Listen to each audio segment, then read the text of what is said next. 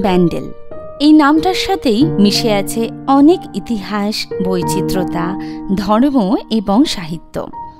একসময় এই শহরটি ছিল পর্তুগিজ উপনিবেশ। 1571 সাল নাগাদ পর্তুগিজরা ব্যান্ডেল শহরকে বন্দর হিসাবে ব্যবহার করা শুরু করেছিলেন। এমনকি এই বন্দর শব্দটি থেকেই শহরটির নাম হয়েছিল ব্যান্ডেল। মুঘল সম্রাট আকবর পর্তুগিজদের অনুমতি দেন এই শহরে বসতি স্থাপনের জন্য। তবে বৈচিত্র্যতার কারণ বলতে এখানে পর্তুগিজ সেটেলমেন্টের পাশাপাশিও রয়েছে আমাদের বাংলার বহু প্রাচীন হংসেশ্বরী মন্দির এবং হুগলির ইমামবাড়া। কলকাতার থেকে মাত্র 1 কি 2 ঘন্টার জার্নিতেই তোমরা ঘুরে নিতে পারো ব্যান্ডেল এবং তৎসংলগ্ন এলাকার বেশ কিছু দর্শনীয় স্থান।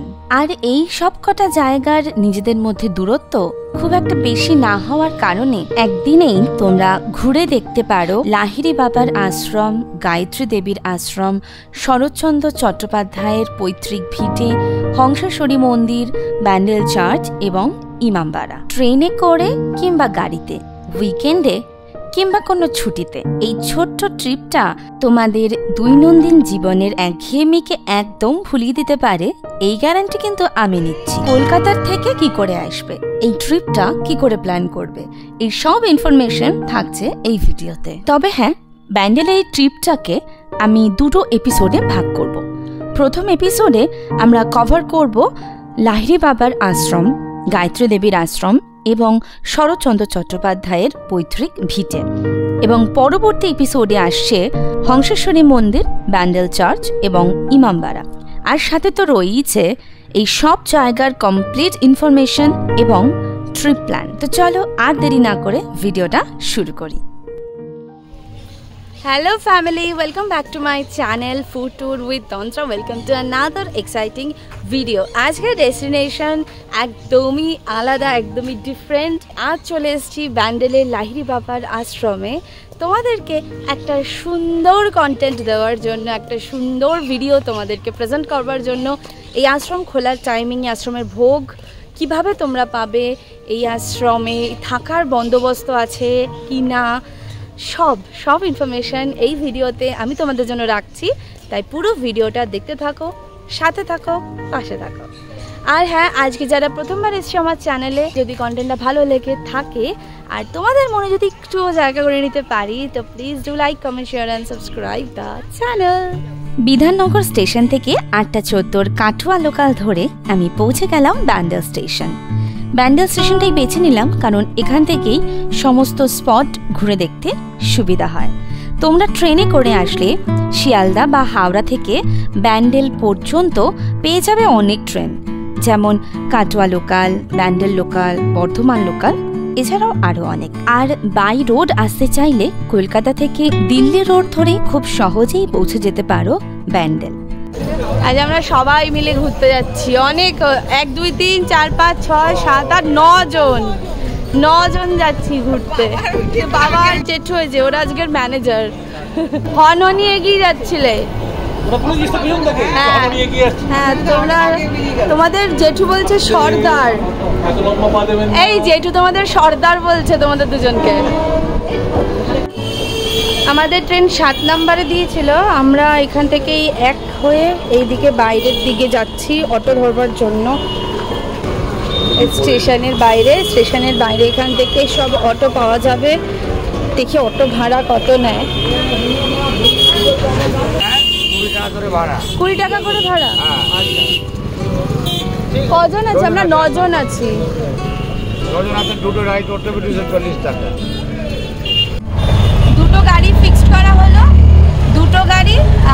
আমরা যেহেতু 9 জন, তার জন্য 2টো গাড়ি নেওয়া হলো। 100 করে, মানে 100 পার গাড়ি 100 রুপিস করে ভাড়া নেওয়া হলো।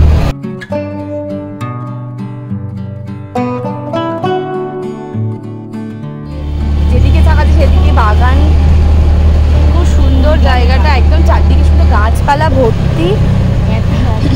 এদিকে কলা বাগান পেলাম, তার আগে পেলাম আম বাগান। আর রাস্তাটা একটু ডিফিকাল্ট, ছোট্ট সরু রাস্তা। এইটা অ্যাকচুয়ালি পার্কিং। এই যে এই পুরো স্পেসটা, এই স্পেসটা পুরো পার্কিং। দেখো পুরো আমবাগান, আর আমবাগানের মধ্যে এখানে পার্কিং স্পেস। আচ্ছা, আর এইখান থেকে টোটো পাওয়া যায়, মানে ফেরত যাওয়ার টোটো এখান থেকেই পাওয়া যাবে। পিকনিক যদি এখানে করতে হয় তো পিকনিকের জন্য এই নাম্বারে যোগাযোগ করতে হয়। এখানে পার্কিংয়ের জন্য 4 চাকা, 3 চাকা, 2 চাকা সব এখানেই পার্কিং স্পেসটা। আমরা এখান থেকে যাবো এখন আশ্রমে, কিন্তু সকাল সকাল বেরোনোর জন্য সবার এখন খিদে পেয়ে গেছে, তো আমরা এখন আগে খাওয়া দাওয়া করবো কিছু হালকা পাতলা, তারপর আশ্রমে ঢুকবো আমরা। এখানে সমস্ত দোকান রয়েছে, কিন্তু এখনো দোকান কিছু খোলেনি একটাও। চলো তাহলে, আমরা দোকান পেলাম না, আমরা এখন এখান থেকে লাহিড়ী বাবার আশ্রমে ঢুকবো। আধারালয় এই মন্দিরের নাম। চারিদিকের সবুজ সতেজতার টানেই বলুন বা এই স্থাপত্য নিদর্শনের টানে দেশ বিদেশের বিভিন্ন প্রান্ত থেকে মানুষ ছুটে আসেন এখানে। যোগীরাজ শ্যামাচরণ লাহিড়ীর দর্শনে নির্মিত হওয়ায় সাধারণ মানুষের কাছে আধারালয় লাহিড়ী বাবার আশ্রম নামেই পরিচিত। ঘন সবুজের মাঝখানে অবস্থিত এই বিশাল আশ্রমটি জাতি, ধর্ম, বর্ণ নির্বিশেষে সকল দর্শনার্থীদের জন্য উন্মুক্ত। এখানে কোনো প্রবেশ মূল্য নেই।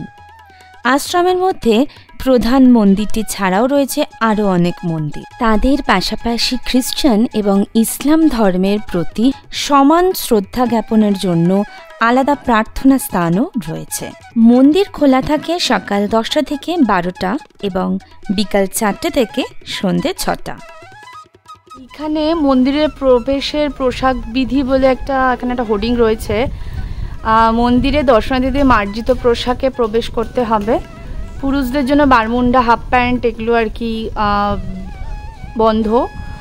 আর মহিলা দর্শনার্থীদের ক্ষেত্রে শাড়ি পরিহিতারা আঁচলে শরীর ও মাথা ঢাকিবেন। সালোয়ার বা শর্ট প্যান্ট পরিয়ে তারা ওড়না বা দোপাট্টা দিয়ে মাথা ঢাকবেন। মিনি স্কার্ট, হাফ প্যান্ট পরে মন্দিরে প্রবেশ নিষেধ। এদিক থেকে আমরা ঢুকবো এই সাইড থেকে। আচ্ছা, এটা স্যানিটাইজেশন হতো, না, এখন তো স্যানিটাইজেশন বন্ধ। চলো, আমি নিজেও সালোয়ার পরেছি আর একটা স্কার্ফ। আমি যেহেতু আগে থেকে কয়েকটা ব্লগ দেখে নিয়েছিলাম, তো জানতাম যে এখানে সালোয়ার পরলে মাথায় স্কার্ফ দিতে হয়, তো আমি বললাম স্কার্ফ দেবো। তো বললো মন্দিরের ভেতরে ঢুকেই স্কার্ফটা দিয়ে নিও। তো এখন আপাতত অসুবিধা নেই। আমি মিসিং সামথিং। প্রথমে ঢুকেই দেখলাম, দেখো কি সুন্দর হাতি রয়েছে, একটা স্ট্রাকচার, দুটো গেটে দুটো হাতি রয়েছে, একটা ফাউন্টেন করা রয়েছে, আর ভোলে বাবার এক মূর্তি রয়েছে, ফাউন্টেন রয়েছে। ফাউন্টেনটা এখনও চলছে না। আচ্ছা, নিচে অনেক মাছ আছে। এই দেখো মাছ আছে। চলো, ওরা সবাই সামনে ছবি তুলছে। আরে বাহ, কি সুন্দর আলপনা তো এখানে। আচ্ছা, পুরো জায়গা জুড়ে এদিকে আলপনা করা। বাহ, আমাদের বাড়ি দুর্গাপুজোর সময় আমি এরকম রাস্তা জুড়ে আলপনা দিয়েছিলাম। That's very very nice. আর এগুলো এতটা অ্যাস্থেটিক লাগে না দেখতে।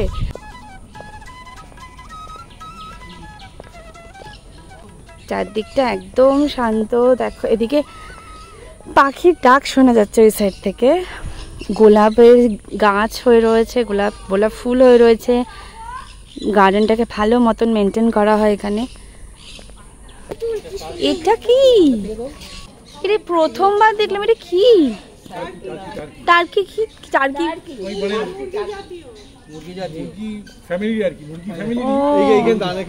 তোমরা যদি এর সম্বন্ধে কিছু আরো ইনফরমেশন জেনে থাকো তো আমাকে কমেন্ট বক্সে জানিও।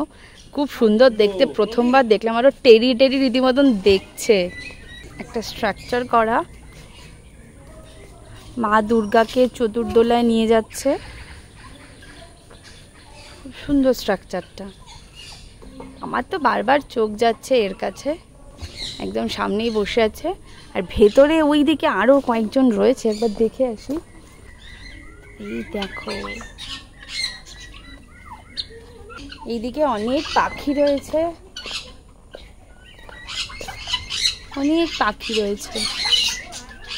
প্রথমেই এই মন্দির পড়লো, জগদ্ধাত্রী মন্দির। মন্দির দেখলাম আমরা, তারপরে আমরা এগিয়ে যাব। জুতো খুলতে হবে, জুতো খুলে তারপরে আমাদের এগোতে হবে। খুব ভালো লাগছে, খুব সুন্দর একটা শান্ত শান্ত আবহাওয়া, একটা আলাদাই ভাইব আছে জায়গাটায়। ঠান্ডা, ফিলিং সো কুল। এইখানটাতে জুতো খুলতে হবে। সবাই জুতো খুলে গেল। এখানে বাচ্চাদের খেলনার জন্য দোলনা রয়েছে, ঢেকি, স্লিপ, সব বাচ্চাদের এন্টারটেনমেন্টের জন্য সব করা রয়েছে। প্রথমে আমরা যেতে যেতে দেখলাম উপাসনা ঘর। আমাদের যেতে বললো ডান দিক দিয়ে, এখানে এখন ঢোকা যাবে না, ফেরত আসার সময় আমরা ওদিক দিয়ে ফিরে এদিকে ঢুকবো। এদিকে দেখতে পাচ্ছি রবীন্দ্রনাথ, নেতাজি এবং স্বামী বিবেকানন্দ স্ট্যাচু করে রাখা আছে। রাধাকৃষ্ণের এখানে মূর্তি রয়েছে। আমরা এগিয়ে যাব সামনে। দেখো আশ্রম প্রাঙ্গণে আমরা এসে পৌঁছে গেলাম। একদম সামনেই দেখতে পাচ্ছি মহাভারতের একটা দৃশ্য। মহাভারতের যুদ্ধ হয়েছিল, যে মহাভারতের যুদ্ধের সময় অর্জুনের সারথি হয়েছিলেন শ্রীকৃষ্ণ, অর্জুনের রথের সারথি। সেই অর্জুনের রথ, সেটা এখানে একটা স্ট্রাকচার করে রাখা রয়েছে এবং তার পিছনেই রয়েছে মন্দিরটি। দেখো কত সুন্দর সবুজে ঘেরা একটা আশ্রম, বেশ ভালো লাগবে। তোমরা অবশ্যই এখানে এসো, অবশ্যই খুব ভালো লাগবে। রাম, সীতা, লক্ষ্মণ মন্দির। রাম মন্দির প্রথমেই আমরা দেখতে পেলাম। আমরা এসে দেখলাম আশ্রমের ডান দিকে রয়েছে রাম সীতার মন্দির এবং এবার আমরা বাঁদিকে যাব। বাঁদিকেও একটা মন্দির রয়েছে, আমরা দেখব কোন দেবীর মন্দির রয়েছে। এখানে রয়েছে কালী মন্দির এবং কৃষ্ণ ঠাকুরও রয়েছে, মা দুর্গা, কালী এবং কৃষ্ণ। খুব সুন্দর করে সাজানো, একদম শ্বেত পাথরের তৈরি মন্দির।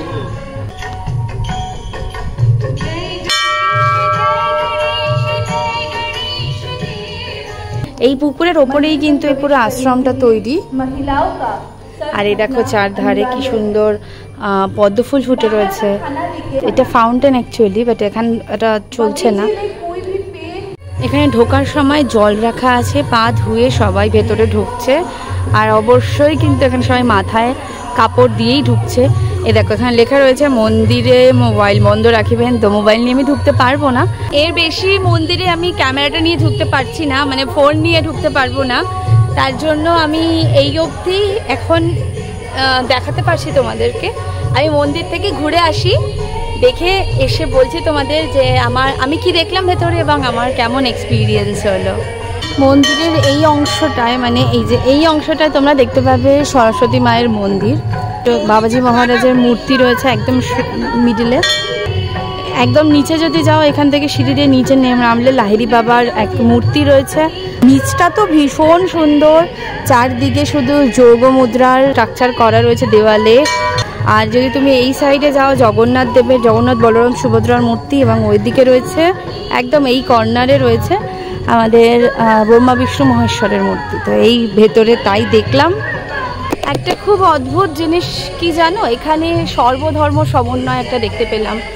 মন্দিরের ভেতরে দেখলাম এক জায়গায় আমাদের বুদ্ধদেবের মূর্তি। তো আমি ওখানে একজন ছিল, তাকে জিজ্ঞাসা করলাম এখানে বুদ্ধদেবের মূর্তি কেন, থাকার কারণটা কি। তো উনি বললেন যে এখানে সব তুমি দেখতে পাবে, চার্চ আছে, এখানে মসজিদ আছে, বুদ্ধদেবের মূর্তি রয়েছে। এখানে একটা সর্বধর্মের সমন্বয় ঘটানো হয়েছে। বাইরেও রয়েছে বুদ্ধদেবের একটি মূর্তি, যে মূর্তির চারদিকে খুব সুন্দর সুন্দর কিছু ইনডোর প্ল্যান্টস লাগানো। কেমন লাগলো?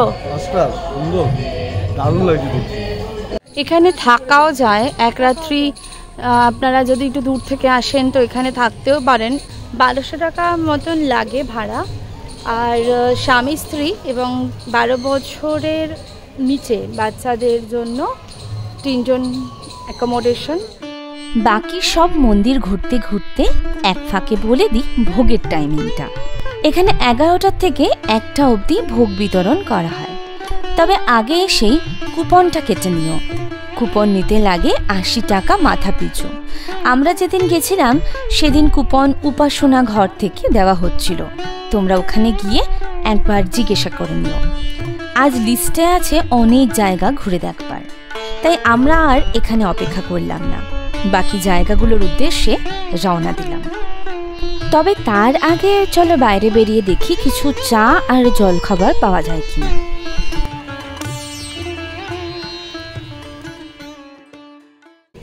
কেমন লাগলো মন্দির ঘুরে? খুব ভালো লাগলো, খুব সুন্দর মন্দির, খুব সুন্দর। এখন দোকানটা খুলেছে, তখন যাওয়ার সময় দোকানটা খোলা পাইনি। আবার এতক্ষণ পর এবার একটুখানি মাটির ভাঁড়ে চায় হবে। সবাই খুব এক্সস্টেড গরমে বৃষ্টিতে, এখন চা হচ্ছে, তাই সবাই মিলে চা খাওয়া হচ্ছে আমাদের। আমার চাটা খাবেন না? না, আপনার গায়ত্রী আশ্রম, গায়ত্রী আশ্রম ফার্স্টে, হংসেশ্বরী মন্দির, ব্যান্ডেলচা জিমামবাড়ি, তারপরে শরৎচন্দ্র বাড়ি, তারপর স্টেশন। আচ্ছা, টোটাল কিরকম কি প্যাকেজ? দেখুন আমাদের এমনি টোটাল ঘোরানো হয় আপনাদের পার হেড 200 টাকা করে। পার হেড 200 টাকা করে, হ্যাঁ। আপনার প্রত্যেকটা স্পট ঘুরিয়ে পার্কিং আমাদের টোটাল জিনিসটা করে আপনার স্টেশন থেকে একদম এখান পর্যন্ত। আচ্ছা, এটা স্টেশন যদি আপনারা ফোন করেন স্টেশন থেকে নিয়ে আসবো, কিংবা এখান থেকে হলে সেম ভাড়ায় আছে, আমরা এটা এমনি করে দিই। ওকে ওকে ওকে। যদি ভাড়া করতে হয় তাহলে একদম স্টেশন থেকেই পুরো প্যাকেজ একদম পুরো হয়ে যাবে। আমরা এই দাদার গাড়ি বুক করলাম, এখান থেকে বেরিয়ে যে স্পটগুলো দাদা বললেন সেই স্পটগুলো আমরা এখন ঘুরবো। উনি যা বললেন যে আমরা স্টেশন থেকেও বুক করে নিতে পারি ওনাদেরকে, একদম পুরো উনি ঘুরিয়ে দেখাবেন, তো এটাও করা যেতে পারে। যেহেতু আমরা চলে এসেছি, তা এই লাহিড়ী বাবার আশ্রম থেকে চা টা খাওয়া হয়ে গেল আমাদের। দেখো ঝমঝমিয়ে বৃষ্টি হচ্ছে, এর মধ্যে টোটো চেপে এই যে যতগুলো স্পট দাদা বললেন সেই স্পটগুলো ঘুরে দেখবো আজকে। চলো, লেটস গো। আর বেরোবে বর্ষাকালে, দেখো বাইরে পুরো বৃষ্টি আর সবাই আটকে গেছে। আবার বেরোবো, বর্ষাতেই বেরোবো। সব বসে পড়েছে এখানে। ভালো আছো? পুরো বাইরে বৃষ্টি, আমরা এখানে আটকা পড়েছি। বাবা, এই যা বৃষ্টি, এ তো থামারই নাম নিচ্ছে না, কিন্তু আমাদের থেমে থাকলে চলবে না, অলরেডি লেট হয়ে যাবে, না হলে আমরা এত স্পট ঘুরতে পারবো না। তাই আমরা বৃষ্টির মধ্যেই ছাতা মাথায় দিয়ে উঠে পড়ছি ওর টোটোতে। গায়ত্রী আশ্রম লাহিড়ী বাবা আশ্রম থেকে খুব বেশি দূরে না, কাছাকাছি। তাই আমরা ফার্স্টেই এবার গায়ত্রী আশ্রম দেখে নেব। গায়ত্রী আশ্রমের মূল গেট, মেন গেট। এখানে না অ্যাকচুয়ালি গুরুদেব এবং গুরুমা, যে রাম শর্মা আচার্য এবং গুরুমা, এই গুরুমায়ের যে সমাধি রয়েছে এখানে, আসল সমাধি রয়েছে হরিদ্বার, এবং সেখান থেকে কিছুটা ভস্য এনে এখানে রাখা রয়েছে। এখানে যা জানতে পারলাম, এখানে কম্পিউটার শেখানো হয়, এখানে সেলাই শেখানো হয়, আর 20 টাকা টোকেনে এখানে প্রত্যেক রোববার মেডিকেল ক্যাম্প বসে, এবং সেখানে চোখের ডাক্তার আসে, বিভিন্ন ডাক্তাররা আসেন। আর উনি যা বললেন, সেই যদি কারোর চোখে চশমাও লাগে, সেই 20 টাকার বিনিময়ে সেই চশমা দেওয়া। আর এখানে থাকার ব্যবস্থা আছে, এসি রুম আছে 1000 টাকার মতন, এছাড়া নন এসি 700-800 এরকম আছে। লেখা হয়েছে বিনামূল্যে চক্ষু পরীক্ষা শিবির। তোমরা এখানে দেখতে পারো নাম লেখা, ফোন নাম্বার দেওয়া রয়েছে। গায়ত্রী আশ্রম কার্যালয়, অফিস রয়েছে, এই অফিস এরিয়া রয়েছে এখানে।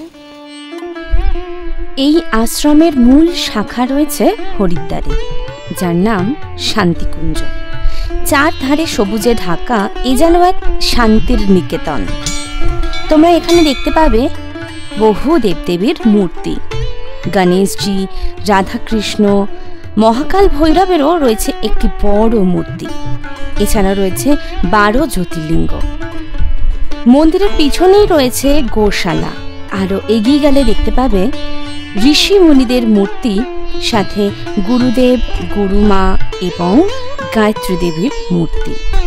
এখানে আসতে আলাদা করে কোনো এন্ট্রি ফি লাগে না, তবে দুপুর 12টা থেকে বিকাল 4টে অবধি এবং সন্ধ্যে 6টা থেকে 6:15 অবধি গেট বন্ধ রাখা হয়।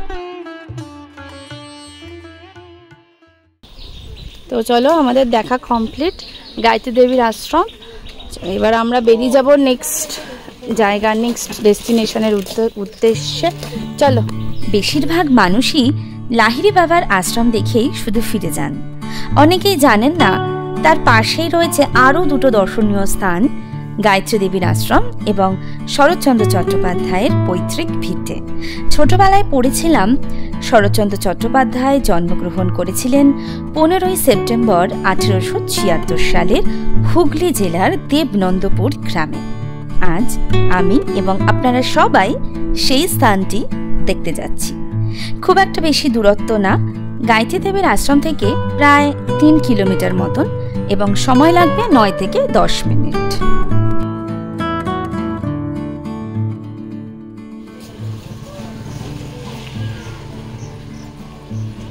প্রথমেই দেখতে পেলাম এখানে বৈঠকখানা গৃহ, যেটা বন্ধ রয়েছে। তারপরেই প্রথমে শরৎচন্দ্র চট্টোপাধ্যায়ের একটা মূর্তি রয়েছে। সাহিত্যাচার্য শরৎচন্দ্রের পৈতৃক ভবন।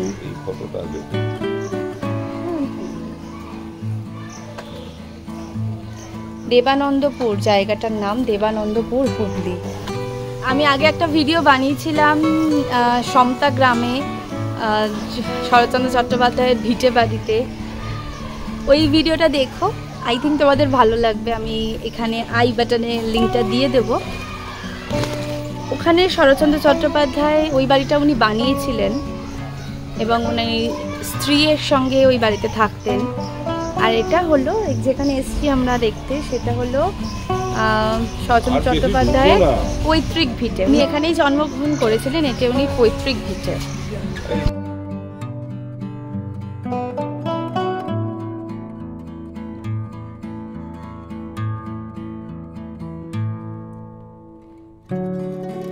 দেখো মেইনটেনেন্সের কতটা অভাব চারদিকে।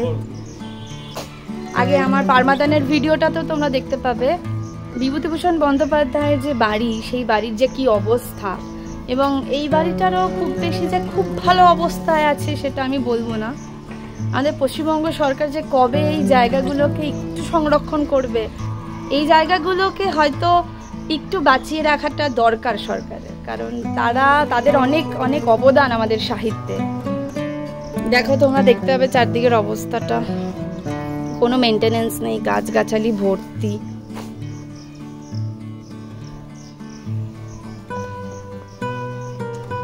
এইদিকে কিছু আছে, এদিকেও আছে,